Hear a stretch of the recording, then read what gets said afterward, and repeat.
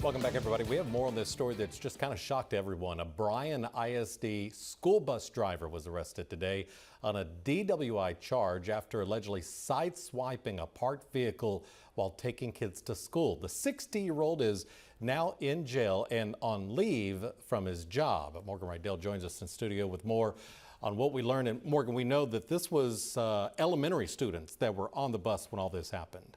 That's right. We don't really know how many students there were on the bus at the time, but it was intermediate students from Jane Long.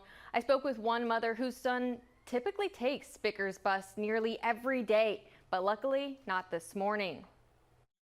I was definitely grateful he stayed home. Karis Martinez says her son narrowly avoided being involved this morning.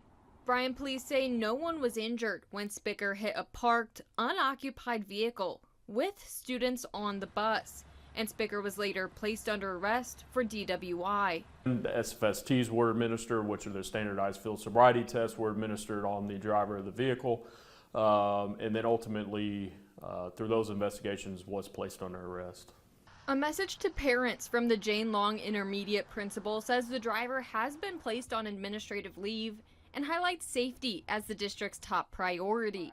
Martinez says while she's glad no one was injured, parents need to make sure they're noticing when their kids have concerns. It's just for the kids to speak up and talk to their parents like when they have concerns, because he's told me things before that he's not always comfortable or he doesn't always like the way the bus driver drives. So I just think it's important for kids to have an open communication with your kids and ask them questions and just make sure you know what's going on.